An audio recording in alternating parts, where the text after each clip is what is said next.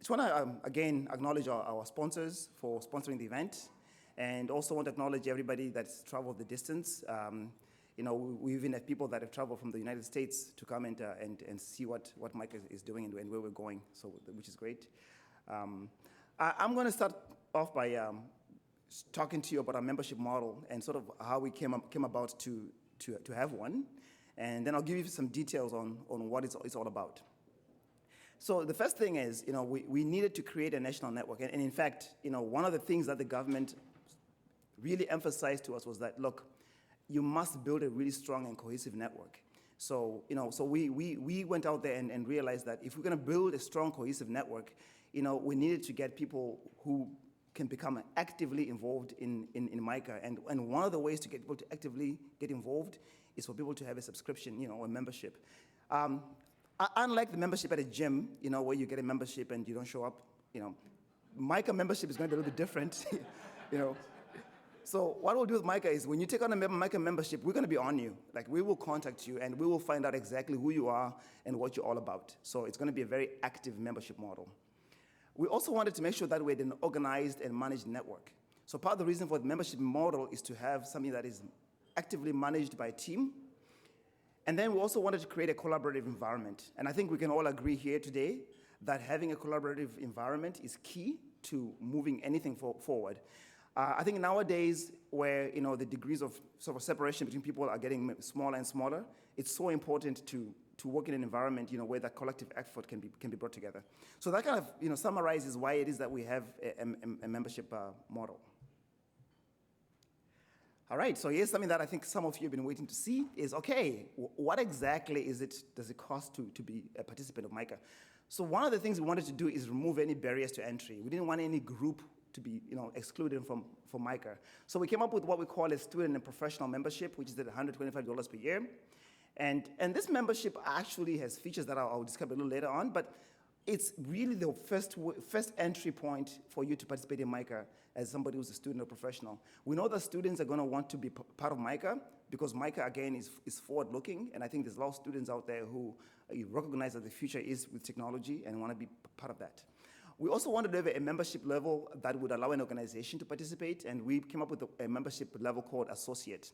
And the Associate, again, is also open to not-for-profits or to any organization that is not really interested in getting money from MICA, but just wants to be part of the network. We have a membership level that we're calling International, which we will be starting in 2022. We haven't really put a lot of thought into exactly what that will look like, but we do know, though, that there are international players out there who do have technologies that can be channeled into Canada through the Canadian SMEs and Canadian organizations. On the SME front, we've got 3 levels of membership for SMEs, and these 3 levels are actually feature-based. So in other words, the more you pay, the more features you get. So the subscription is sort of consistent in that way. But the entry level for the SMEs is $1,500 per year.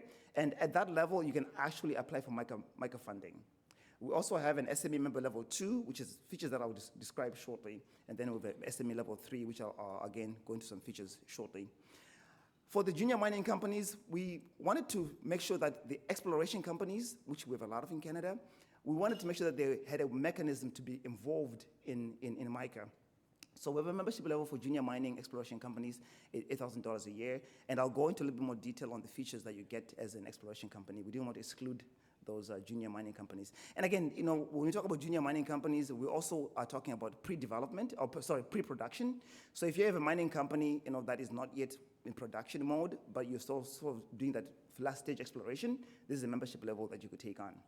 For the mining operators, and I think I mentioned a few earlier on, mine operators have sort of 2 levels of membership that they can participate in MICA. The one level, we're calling it Mine Operator 1 at $25,000 per year. And we went back and forth. I personally had said, let's charge a lot more because mining companies really see the value in MICA and they'll be willing, to participate at a higher level. But what we wanted to do, we didn't want to create a barrier to entry. So we found a level that was, sort of suitable through talking to our main partners and also through talking to mining companies. Mining Operator 2 is sort of our premium mining company subscription level. And again, that level is really, tied to technology roadmaps, and I'll go into that in a couple minutes. So how do you join MICA? Joining MICA is really request-based. So if you want to be part of MICA, you have to initiate to request to become a member. And what we'll do is, once we receive sort of your initial expression of interest, we will figure out if you're eligible to become a MICA member, and then there'll be an interview process. I think I'm gonna enjoy the interview process because I'm gonna get to know so many more companies, more than I already know. I think for all those of you who know me, I love to be connected to companies that are amazing and interesting, and really to understand what they're all about through that interview process. Once we do the interview process, again, we'll be collecting data through the interview process. So, we actually want to end up using things like AI and machine learning to figure out how we can maybe make some connections, using insights that are so difficult for us as human beings to make on our own. And then we'll do an approval process. Once we do the approval and Sherry and Diane have received payment for the subscription, then we'll do an onboarding. The onboarding is going to include things like introduction to the MICA portal. So we have a MICA portal, which we designed from scratch. It's such a wonderful portal. It's going to be able to be utilized you can use the MICA portal on your phone, you can use it on your desktop, but it really is a connecting function within that onboarding process. And then the onboarding process as well is going to be feature-based. So based on the features you have, we'll onboard you to make sure that the features that you've subscribed to are being delivered to you. So we do have a MICA website, which is live right now. So if you have your phone, I see some of you on your phones. If you can go to www.micanetwork.ca, you can see our new website. It is mobile friendly, and it is also a bilingual website. So that's live and there right now. You may actually get a little bit more insight into the membership model if you go on the website, if you go on it right now. Okay. Again, to become a member, please go to the MICA Network and put your request in.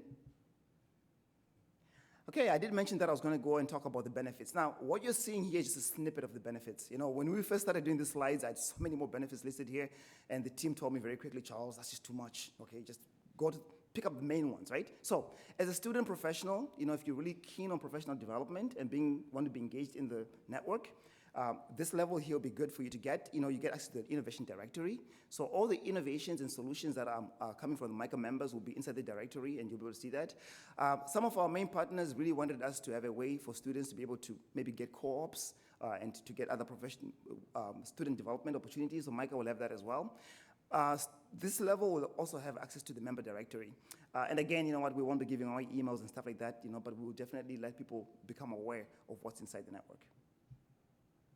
The next membership level is associate, and again, at an associate level, you don't have access to apply for MICA funding, but certainly, you'll have access to the project summaries. So every MICA project that goes through the system, there'll be a summary of it for associates to be able to see. And then as an associate, you'll be invited to MICA member events, and also access to fee-for-service support, which will be brokering and working through regional partners and organizations that do service the commercialization space for mining and beyond. And then as an associate member, you can also put in an organizational profile into the MICA system. Now, talking about the SME level, so all 3 SME levels can submit projects into MICA for funding. We are also going to have working groups, and I think I mentioned when I was talking about the membership, the activities, that some of those working groups will be subject matter specific. There'll also be access to an innovation video. So every SME that signs into MICA will have a custom-made video of their innovation and of who they are put into the system. I think what we're finding nowadays is that human beings tend to like watching videos better than reading. And I think maybe that's why all those cat videos got popular in the past. But so we'll definitely have short snippet videos that sort of speak to your value proposition. And also, we're going to have an expanded profile. Service providers in the room, I'm seeing a couple of you in the audience. So if you're a service provider, you can actually have a MICA membership where we will indicate within your profile that you are a service provider. So for people within the MICA network who are looking for specific service providers, they can actually find them through their profile that's expanded. And then there's a sponsorship package. Really love the idea of the sponsorship package. So basically what happens with sponsorship package is if you pay a membership of $1,500, $750, so half of your membership is actually a coupon that goes towards sponsorship. So when MICA has events nationally, some of those events, you can sponsor them by just sort of redeeming your coupon, so which is going to be great. SME Level 2, part of the distinguishing features here is commercialization assessment. And again, I think this process for the commercialization assessment is a really deep dive into understanding your readiness to be able to move your technology forward. And we'll also be talking to mining companies about even operational readiness as part of that assessment. And then you'll also have access to a MICA webinar, and I think I mentioned earlier on, I love the webinars. So everybody who's got an SME Level 2, we will have a webinar with you where we'll broadcast it to the network, to the ecosystem, nationally and also globally. And also as a SME Level 2, you'll be able to respond through the MICA system to challenges. If you're wondering where the challenge is coming from, all those mine operators in Canada who will be part of MICA, we will be summarizing some of the challenges and putting them through the MICA so that people can respond to those challenges. And then also as a SME Level 2, you'll be able to submit articles not only to the MICA newsletter, but also to the MICA portal. The next membership level is SME Level 3, which is kind of the premium SME membership. And for this level, we're going to be doing custom matchmaking services, including things like really curated access to demonstration test beds, maybe giving you, I guess, more advanced support in terms of accessing private investments or co-investment opportunities. And also there'll be a lead generation portion in there. And I think many SMEs are very interested in Charles introducing them to someone so that they can present their technology. So that's something that we've put into MICA because we know that's important, right? You need to get your technology in front of the end users. So that's a piece of that. And then also we'll have export and marketing support. Now, where we don't have the capacity, we want to work with partners who can actually provide some of those services, and we do have some partners in the room today who are actually in export development for technologies that want to go into international markets. Junior mining companies, I mentioned, exploration companies, we wouldn't want to leave them out. We've got a lot of them in Canada. And again, they'll be able to submit projects into MICA and also to view project details. I think maybe one other thing that is really so important for the exploration companies is just getting awareness. So we think that sponsorship package at $4,000 per year is going to be something that will be interesting. And also those MICA webinars where we sort of have an interview with them and they can showcase their value proposition to the ecosystem, that'll also be attractive for them. Okay, mining companies. Again, love the mining companies. Mining companies, entry level is $25K. Again, early adopter matching. Remember I said earlier on that the CEO of Newmont said something along the lines of mining can't afford to be a fast follower anymore. We need to actually become the first adopters of technologies. So MICA is going to give mining companies an opportunity to become first adopters. If you look at what's happening right now with net zero, if you truly want to get to net zero by 2050, MICA is going to have a plethora of technologies that can actually help you achieve some of those goals.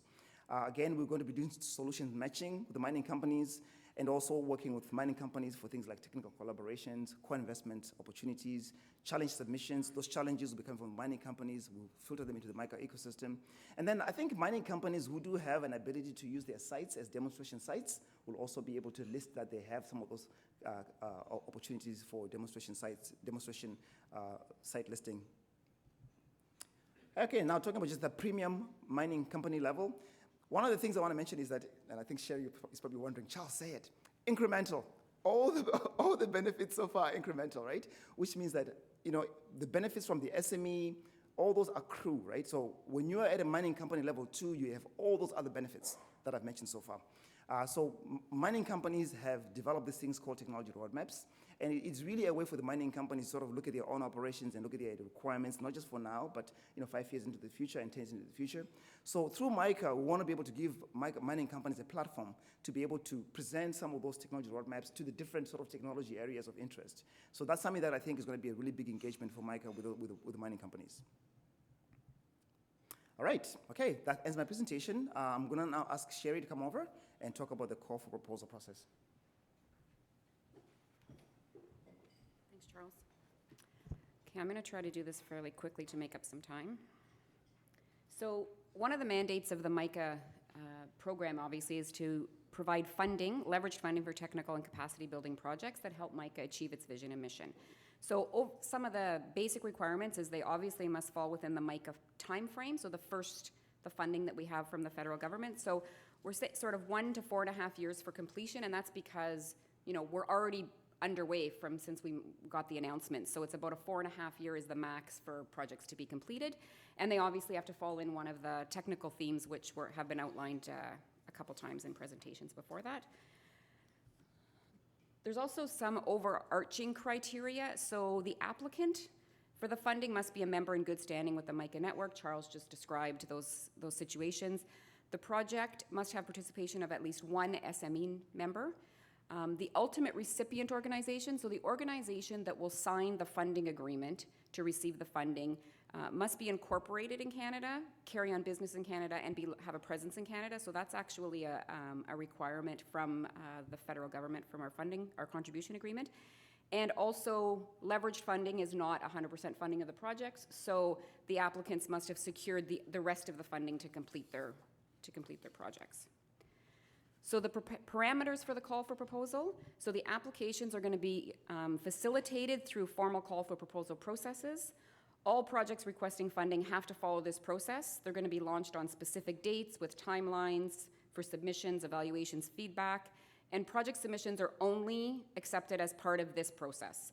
Applications are not going to be considered outside of this, so people can't just email us or one of the main partners and say, we'd like to submit this proposal for funding. That's not going to happen. Well, it can happen, but it's not going to be responded to. And there will be more than one call for proposal process throughout the program. So we have a certain amount of money set aside that we can provide to leveraged projects, but we're not allocating it all right at the beginning. We're allocating it in probably, right now the thinking is 3 call for proposals, so we'll see how that unfolds. And just so everybody knows that the project evaluation, I'll mention it again, is going to utilize a project selection committee to evaluate the projects. They have independent members on it, so it's not us sitting around a table just deciding on the projects. And they also will use any subject matter experts that they may require. If there's a technical evaluation being done and they want to bring somebody in, we have that ability to be able to do that, to call on those experts to help us evaluate those projects. So now, the overview of the process for all projects from beginning to end. So it's very simple. There's a phase 1 application that's going to be evaluated and provide feedback. Then there's going to be a full application, which is a more in-depth, and then there's approval to move forward with funding and secure an agreement with a project proponent. So the phase 1 application, so this is really where we see sort of the big funnel of projects coming in. So the phase 1 application is going to be similar to a notice of intent. It'll probably be 2 to 3 pages in length. It's a higher level view of your project. So there's going to be things asked like, what's the timeline, the start date, the length of time to complete, what's your overall budget? So is your budget, $1 million and you need X number from MICA and you're bringing in X number? What's the uniqueness of the innovation and the value proposition? And a brief description of the project. So we're talking like 200 words to describe your project.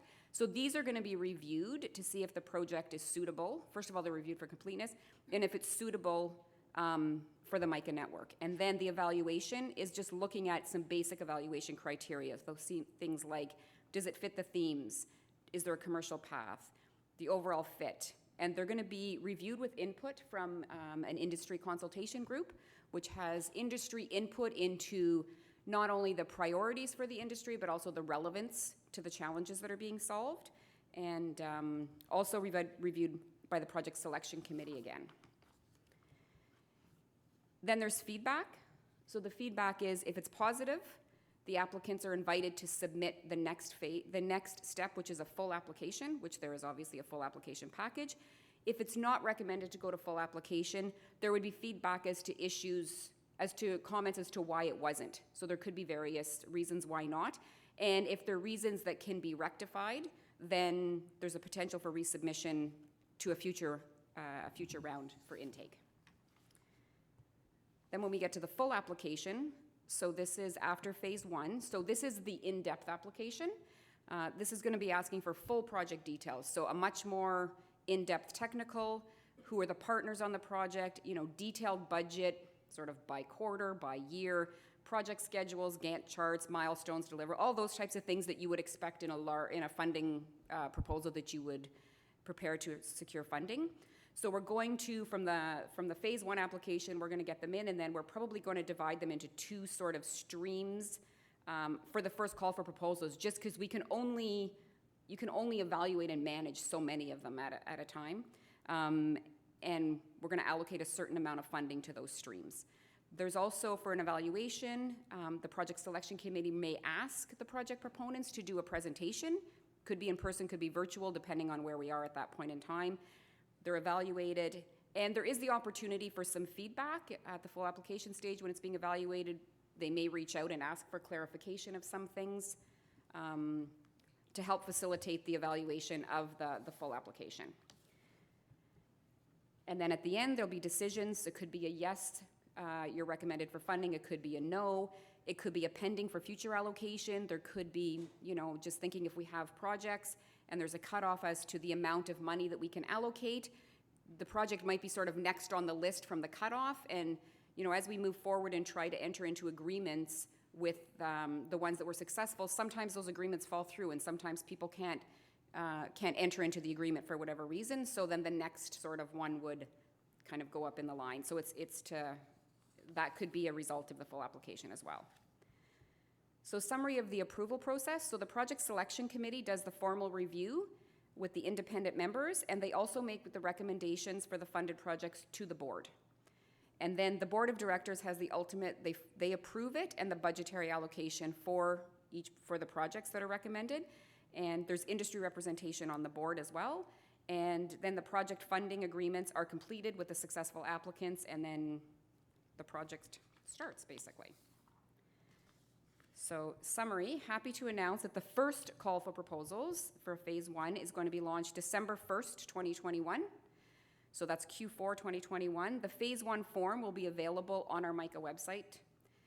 It's not there now. It'll be there when we launch, and we are going to hold webinars following that launch. So if there's questions, we're going to do a couple of webinars, and then we're always available for questions to be asked.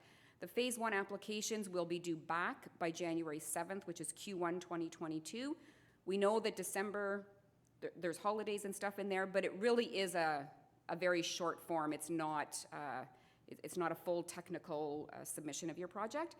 Then the phase 1 evaluations and feedback would be in Q1, and full applications completed, reviewed, and feedback by end of Q2, which is June 30th, which we think is actually it's a pretty aggressive timeline in the sense, because if you think of it, we only had the announcement in July. So within less than a year, really, we've sort of ramped up MICA, and we're holding our first call for proposals. So that's really an overview of the whole entire process for the call for proposals, and hope I made up some time. And now what we're going to do is we're going to open the floor and the Zoom to some Q&A. If anybody has any Q&A, we're going to have a mic. I think Dave's going to grab the mic. If anybody in the room has questions, if anybody online has questions, they can email info@cemi.ca, or I think they can, did you go to the chat box of Zoom? We can try to answer them then. If we don't get through all the questions, or if you think of one after, please email them to us, and we're going to update our FAQs on the website as we get questions in, so that everybody gets answers to the questions. Okay, that's it. All right, we've got some questions from the Zoom. There's 3 questions I'm going to address right now. The first question was about stacking limits. People wanted to know, what is the combination of sort of provincial dollars and federal dollars, or federal dollars and MICA dollars. And the stacking limit is at 75% is what it is. I think that's just standard for government funding. The other question we had here was, if you were a participant of MICA during the process when we were putting together the full application, do you need to go through the membership process? The answer is yes. I think, however, some of you who have submitted to us sort of your project summaries already, we have already contacted you for some of that initial engagement, but certainly, we would need you to join. Another question we had from online was, will the copies of the presentations be available? And the answer is yes, but I have to check with the main partners to make sure that they can provide their presentations as well. But certainly we'll compile them and make them available to you. Another question was about timelines, and I think that question came before Sherry had put the slide up on the timelines. So that question has been addressed. I'm going to ask Diane or Sherry to maybe look at the chat box. Are there any other questions coming in? Or any questions from the audience? By show of hands, we can bring you the mic. Yeah, thank you, Charles. Membership, are they limited for Canadians, SMEs, organizations, and so? If I can just get your question correctly, asking if membership is limited, or is it just for... No, membership to MICA. Yes. Are they limited to Canadians? Oh, thank you. And before I answer the question, I want to just say one thing. Look, whether you want to say MICA or MICA, that's okay by us, okay? So that's fine by us, because I notice everybody sort of switches. Gary from College of North Atlantic did something interesting. He did say MICA, and then he said MICA. I'm like, okay. You kind of use both. Yeah, so to answer your question, Alain, what we want to do is, right now, MICA is open for Canadian organizations to participate, including individuals in Canada. But we are putting a lot of thought into how we're going to roll out the international piece. And we're thinking of rolling that out in 2022. But certainly we see the advantage in Canada, sort of bringing IP from somewhere else, monetizing it here in Canada. Because I think, if you look at what's been happening traditionally, it goes the other way around, right? Where we, as Canadians, invest in so much technology, and then all our investment sort of gets taken by someone else who buys it off as IP. But so we want to go the other direction as well. We want to bring in foreign IP, monetize it here, and then create those made in Canada products and services. Any other questions? Okay, go ahead, Charles. Thanks, Charles. I probably missed it, but what's the funding formula? Percent MICA versus everybody else? Yeah, that's a good question. And I'll tell you right now, it's not going to be 50%, okay, for sure. But what we intend to do is, Charles, I think maybe the best way to answer the question is, just as an example, right? Say somebody has a $1 million project, okay, and all they need is really 100K from MICA. So that's an option, right? So, but we probably want to go up to about 35%.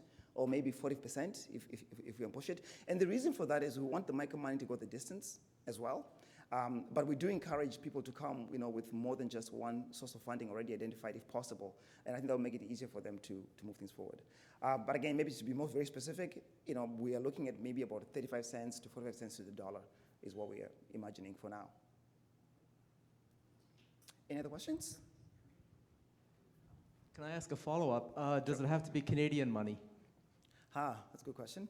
I'm going to defer that to Sherry.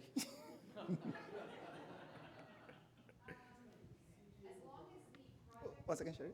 Okay, there you go. As long as the project is being carried on in Canada and it's a Canadian organization, and there are some, this would come out in the full application, but there are requirements about the IP remaining in Canada for a certain period of time after the project is done, and that's because the federal government is investing in the Canadian economy, right? So they're providing leveraged funding, so they want the IP and the benefit to remain in Canada at least for a certain period of time, knowing that obviously things expand and happen, but investments certainly can come from outside of Canada, but the work, the majority of the work has to be done in Canada. Yeah, thank you, Sherry. There's a question on Zoom. Has the size of projects min-max for call for proposal 1 been determined yet? We do have some guidelines that we're working with, but we also realize that, if we have too many big projects, it'll mean that the 30 million or so that we have available will fizzle out in very few projects. But I think, we've been working with a number of about maybe maximum size of about 2 million or and some change. But on the small side, I think we don't want to end up with a project that's going to cost us more to approve funding than it. So we're probably thinking maybe about 100,000 or maybe between 50 and 100,000 could be the smaller size projects. But again, we don't see that as being the sweet spot for SMEs looking for MICA investment. And the reason why I mentioned that 50 to 100K is that we are going to have some projects that are not technology projects, that are capacity building projects, and those capacity building projects are not going to be at that high level of funding. They'll probably be a little bit less. And those capacity building projects are going to occur across Canada. So for those of you who are in the room, who are service providers, who are thinking, you don't have a technical project, but you may have a capacity building project, that'll be open for that. I have another question on Zoom, but I'll go to it after the question from the floor. Go ahead. Hey, Charles. Thanks for the opportunity to ask. I represent a group of partners. Do all the partners have to be members? The partners who become the recipient of MICA dollars have to be MICA members, just because we cannot flow Canadian money to a non-MICA member. Okay, so if you have partners that are not receiving MICA funding, but that are sort of doing things that are supporting the project, but not directly, then that's how that will work. But certainly, MICA funding has to flow to the ultimate recipients.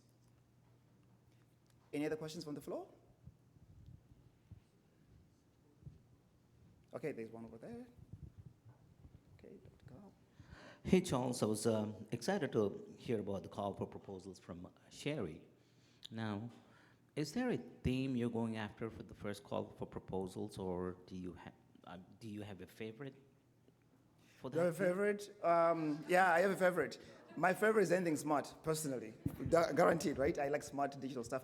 But to be more accurate, you know what? MICA has 4 technical themes. And to summarize them quickly for everybody to remember, productivity, environment, energy, smart, right? So we are going to be accepting projects under those 4 themes. The expanded definition of those themes is available on our website, and we can make it available as well. But we're not picking any favorites in terms of technologies. The one thing that we did talk a lot in the office is that the smart and the digital stuff is in productivity, and it's also in environment, and it's also in energy. So it's kind of all-encompassing. So maybe that's one other way to look at it. Maybe that's why it's my favorite, because it's all-encompassing, right, as the world becomes smarter. Any other questions from the floor? Okay, I'm kind of blinded a little bit. Okay. All right, thank you for that. I'm going to invite Douglas up to introduce our keynote speaker. Thank you.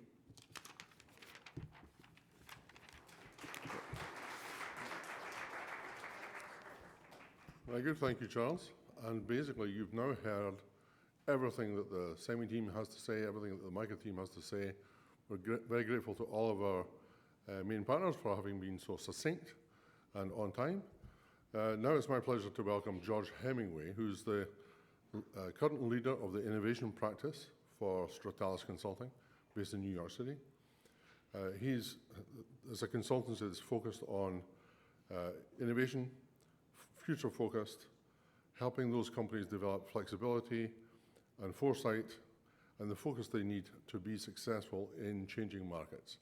His particular focus is on growth strategy, strategic planning, innovation strategy, and future thinking, all of the things you need to have to be involved in disruptive innovation. And that's exactly what we hope MICA will become. And so it's my great pleasure to welcome George Hemingway to talk to us today. And that's it from us. Thank you.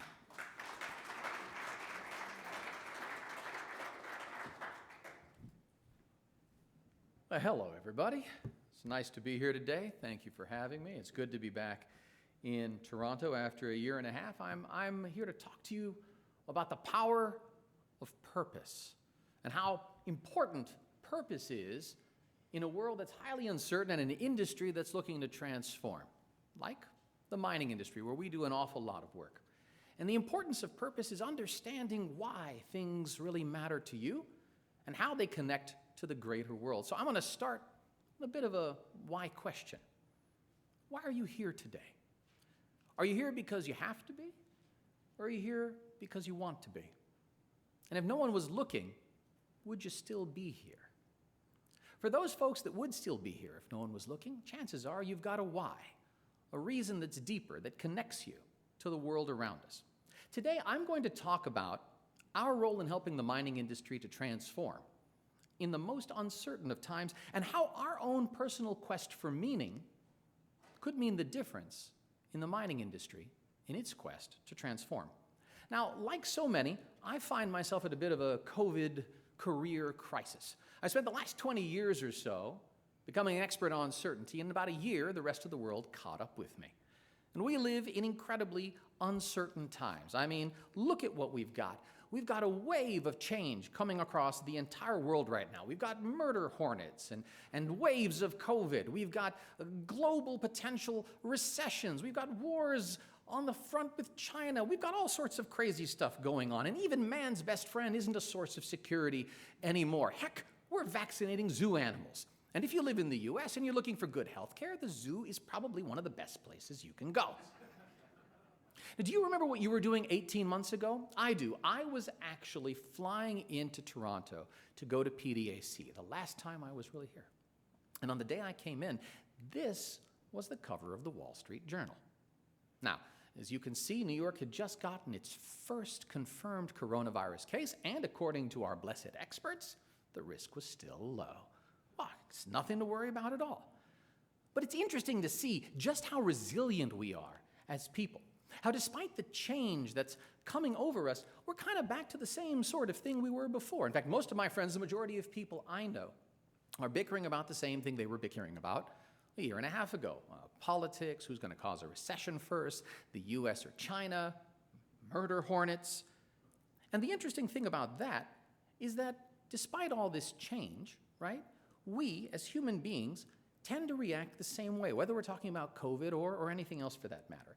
And I tend to fall into this first camp. When people, based on our work, we've noticed about 50% of the population tends to hunker down around things that they find comforting. They hunker down around tradition. They hunker down around family. They hunker down around patriotism. We saw a lot of that in recent elections. We've seen a lot of that in our world as a whole. The other 50% of people tend to find something to rebel against. They want to fight against the uncertainty. They need to do something. And we've seen that as well in the last year. So whether we're talking about Black Lives Matter, whether we're talking about rebelling against the fact that there are too many rich people and a widening gap against the rich and the poor, whether we're talking about industries and the unfairness and the inequity in that, all of that's going to have a massive impact on big business and mining, because people are searching for something. They're searching for purpose and meaning in their life, and they're looking around the world that they're in for a way to extract meaning from that. Now, for example, take a look at aviation, right? Aviation has been a business that's under a lot of challenges, a lot of pressure right now. Look at Boeing, for example. Few 737 MAXs fall out of the sky, right? COVID happens, people don't need to fly as much. Suddenly the world realizes that, you know what, these things produce a lot of GHGs, and apparently that really matters. At the same time, nowadays you've got billionaires flying into the air, into the stratosphere, rocketing off and doing all sorts of interesting stuff. And in the US and elsewhere, we have pilots not taking COVID vaccines, flights that are being canceled. All of this is seemingly disconnected, but what does it really mean? It means that an industry that's mature is facing a lot of change from the world around it. And a lot of folks in that industry are sort of clinging to the way things operated, not realizing that the world is going to move and they need to move along with it. Now, whether you focus on aviation or whether you focus on railway or whether you focus on mining, one thing is for sure: society isn't happy. People aren't happy. People are more uncertain than they've ever been about the future, and for many of them, something is missing. That societal energy is going somewhere. And the last few years, it's been directed at other things. It's been directed at pandemics. It's been directed at Trump. It's been directed at Bolsonaro. It's been directed to whatever. But the world is still looking for answers, and they're looking for scapegoats, and they will find them. And eventually, the businesses that we're all in, and it's not a reflection on whether we're doing something right or wrong, but it's simply a reflection of the way the world is designed, will come as potential scapegoats. And the question is, how do you be positioned in the right place when that happens? So what do you do in a world in which everything is seen and anything that can be seen can be canceled? Well, I want to talk about my friend Kermit over here. Kermit's had a rough 18 months. Like myself, he's picked up the COVID-15. These are not the pants that go with his suit. But he hasn't had it as rough as, say, Miss Piggy. Miss Piggy, who wouldn't take no for an answer, right? Or she's now been up there in a rogues gallery of other miscreants, along with this fellow, Pepe Le Pew, who, according to Warner Brothers, is not appearing in Space Jam 2, in case you missed that. Because, you know, he also couldn't take no as an answer. Or this fellow, who, according to the California Department of Corrections, also isn't appearing in Space Jam 2, or anywhere else for that matter. And what's going on over here, right, is that these folks are facing a wave of change, just like Facebook. Now, you take a look at Facebook. About 2 months ago, right, Facebook, WhatsApp, Instagram went down for about 6 hours, and the whole world went in a tizzy, and then we ran to Twitter to tell people that Instagram was down because the internet is breaking, and that's so terrible because it seems to be happening all the time. And then the next day, a whistleblower shows up at Congress and says, you know, Facebook is the root of all evil. It's destroying democracy, it's destroying our children. Maybe it would be better if it just stays offline, which of course it didn't. Now, the challenge is that with Facebook is that people are trying to cancel Facebook. A lot of us didn't really care because you know why? We don't trust them. A lot of us don't trust these folks. It started with Cambridge Analytica, and there are lots of other reasons why it's continued, but the truth is that, you know, Facebook's facing a lot of pressure because people don't understand why it matters and they don't trust it anymore. Now, back to mining for a second. You can cancel Facebook, but can you cancel mining? So on this particular thing, I'm going to go with the groupthink, and I think that no, you can't cancel mining right now, but you can cancel miners, and you can make it an awfully challenging and unprofitable and unpleasant place to work. As with mining, Facebook has a lot protecting it, right? We still need Facebook. We definitely need mining, although not everybody recognizes that. For the most part, regulators and politicians can't figure out how to put their own clothes on, let alone regulate an entire industry. Apologies to the politicians in the room. And for the most part, the stock market keeps funding these businesses. They keep doing well. They keep existing. But the challenge is this. If you're Facebook, or let's say you're Amazon, or let's say you're none of these big companies that people have a tendency to dislike, do you have the luxury of ignoring the work of the others? You don't. And if you're a mining company, and let's say you're a base metals miner, you're a gold miner, do you have the luxury of ignoring the fact that coal mining companies aren't that popular right now? You don't, because a rising tide brings all ships up with it or sinks them all. And the challenge is that broader society can't tell the difference between one company and the other. We can within the echo chamber. But outside, it's difficult to tell the difference. It also doesn't help that there really isn't a single mining industry. As much as we talk about there being one, oil sands and diamonds have precious little in common. Base metal miners go out of their way to spin off their coal assets and then act like they're not coal companies. The gold industry plays in an entirely different set of rules altogether. And let's face it, for any one company, thank you Rio Tinto, who decided this week that 40% is the way to go with GHG reduction, the goal is to draw a thin green line between yourself and everybody else. And that works for any one company. But the challenge is that any one mining company in the industry as a whole faces a bit of a Facebook problem. Facebook needs to transform and grow, just like the mining industry needs to transform and grow. And if it's going to do that, if it's going to make all these minerals we need to transform the world, it needs the social license to buy new businesses in the case of Facebook, to open new mines in the case of mining companies. Mining is at the forefront of providing everything that we need to transform this world. And here's the interesting challenge. We're going to hit 30% by 2030, right? Just kind of everybody says that's what we're going to do. We're going to somehow reduce CapEx. We're going to somehow become more profitable. We're going to transform the industry at the same time. And let's face it, those goals are pretty tough. They're pretty aspirational as it is. How do you do that in a world that suddenly doesn't seem to want to help you?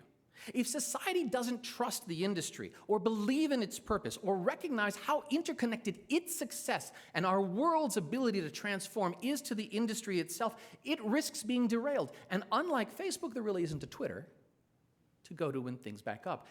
And that's one of the reasons why things like this, why events like this, why initiatives like this are so incredibly critical. Because they bring us all together around a greater purpose. And part of the challenge is making sure that that purpose is understood not just within the echo chamber, but more broadly. The key to all of this is trust. A couple of years ago, Straddles had a major research survey that we did with CEOs and executives of leading mining companies, and we basically went through it and we came up with the top 3 things that would matter in terms of challenges for the future. And the number one thing that came out of it was that trust is the new competitive advantage. The interesting thing is that what was true 2 years ago is even more important now after the pandemic. And we all know it. Before it was just, neat thing a consulting company would say, but now we feel that it's true because we've been through 2 years of wondering what is and isn't reality. The challenge is, as we're building trust in order to prevent ourselves from being derailed by major showstoppers, we don't know where those showstoppers are coming from. The things that will always impact trust are always the most surprising, and they keep changing. If you think about it, we've been talking about mechanization and automation and artificial intelligence in mining and elsewhere for 20 years. And for 20 years, nobody is losing their jobs in mass to mechanization, automation, artificial intelligence. And the reason is because we always underestimate people, society, how long it takes for any one transformation to make an impact. And so while we're over there worrying about mechanization or listening to jobs or dealing with GHG, a tailings dam or two falls. And when these things happen, we as an industry, what do? How does a company deal with this sort of thing? What they need to do is they need to be prepared by building a currency of trust with society so that you have the chance to transform, a cozy quilt, if you will, around us that allows us the permission to see through uncertain times. For what it's worth, although I like to remind people that prediction is a bit of a fool's errand, I'm going to go ahead and make one. I happen to think that the next tailings might be water. And the reason is because we're already seeing glimmers of it in the world today. We're seeing that projects are being canceled because of water. We understand it matters to First Nations. The Colorado River is drying up. We've got issues out west in the United States. And right now, water is mostly being dealt with as a tactical problem by mining companies. But one good impact to the water table, one decent drought, and suddenly what was a tactical challenge becomes a wave. Do you have the trust? Have you built that currency in order to make the changes you need to make? Because you'll never see the showstoppers coming. That's why they're called showstoppers. The truth is that we know that a lot of the mining company is trying to build this quilt. A lot of big companies, in fact, most of the major mining companies that are out there are part of initiatives, and they're saying the right thing. They're doing the right thing. We're taking advantage of this pandemic. But the challenge is that advertising and messaging doesn't really resonate with the average Joe and Jane because it's not really authentic to them. People don't see their trust needle moving quickly enough when they hear things from corporations. Even if they believe you, it doesn't resonate in a way that's authentic and moving and matters. That's going to take a different kind of movement.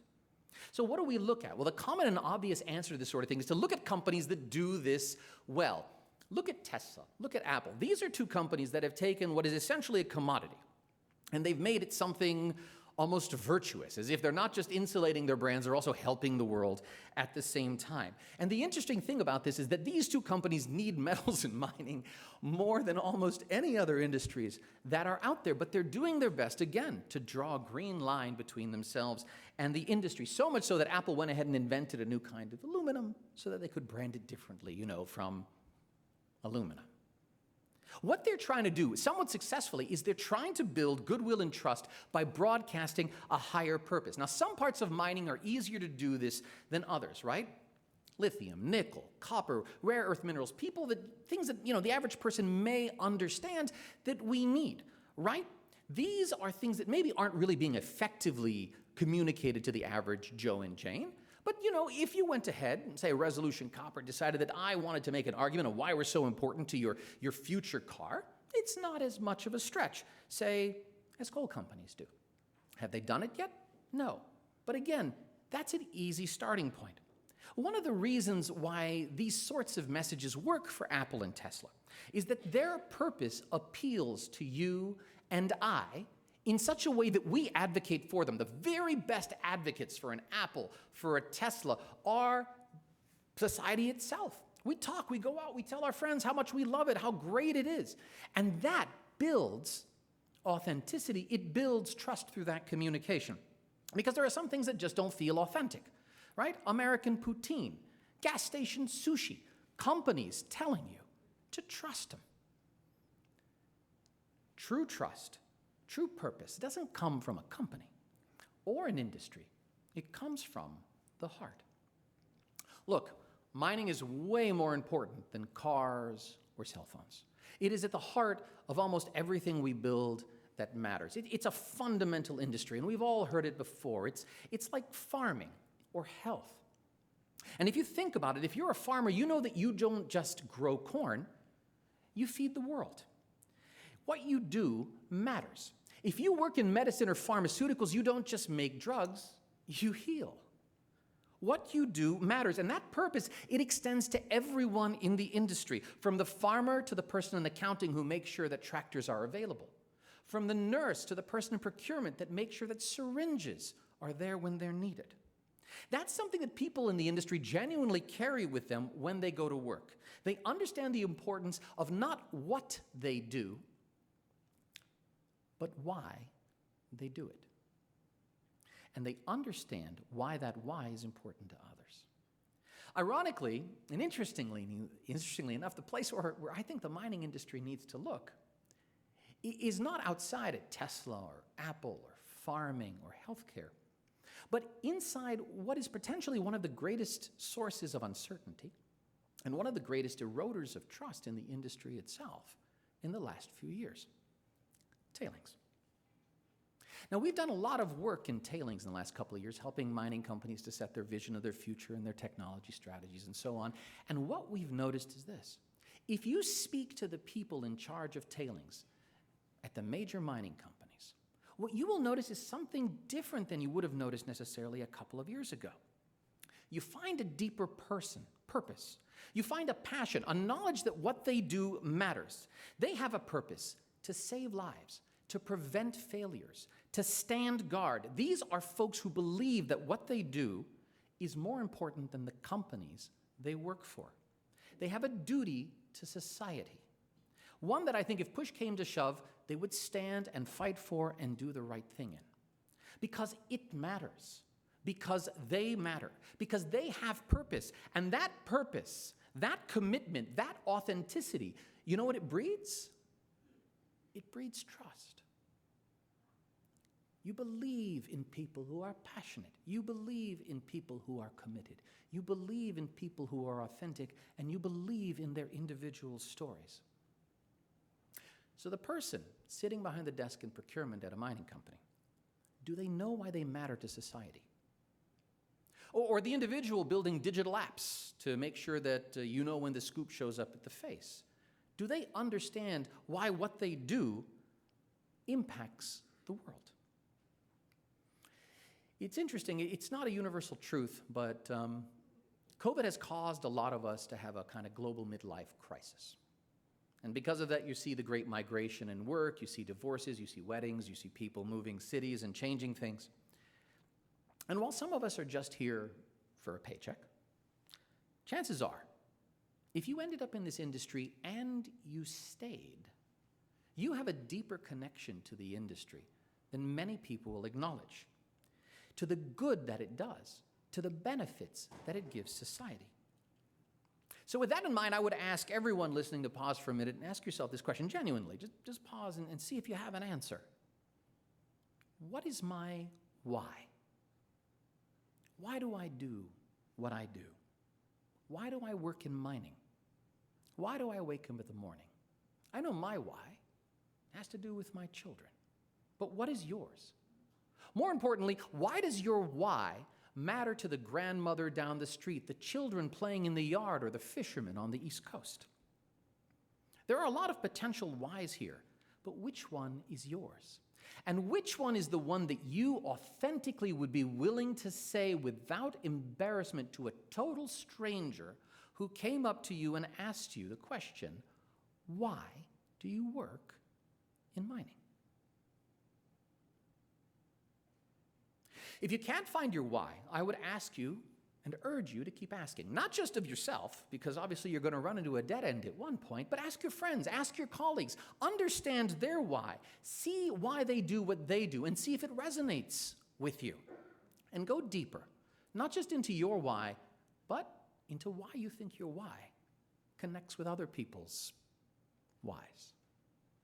And then, and this is the really critical bit, because I do believe everyone in this room will find their why, then you need to share it. Because here's the thing, that's how trust is built. Trust is built by sharing our deeper personal purposes with the world around us. It is through these authentic and genuine personal stories that change happens. Almost like a comfortable quilt made up of tiny, interconnected threads, which each one of us is. Each person's story ties us together. It's a fabric that comforts us in the most uncertain times. It is a protection for us in the greatest moments of uncertainty. And it is what is needed to persevere through the most challenging of times. Every why is a series of portraits of purposes. And tied together, they increase the trust and reduce the uncertainty that the industry as a whole experiences. So that's the secret. We, and the companies we work for, need to go out and not just focus on the obvious, GHG reduction or electric scoops or tailings dams or storytellings to investors, but in getting our people and ourselves to be advocates for ourselves and our industry going forward. More than ever, I believe it is not just the what we do, but the why we do it that will make the difference. The smallest voices, unified not in a single message, but in many small messages of purpose, are the difference that can build the trust quilt that the industry needs to transform and persevere in the most uncertain of times. Thank you very much.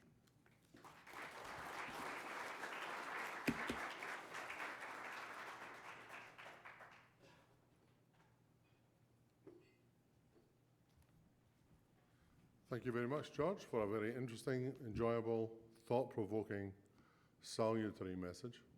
To all of you here, thank you very much for coming. To all of you on Zoom, I also want to say thank you. Merci beaucoup. Miigwech. Muchas gracias. Muito obrigado.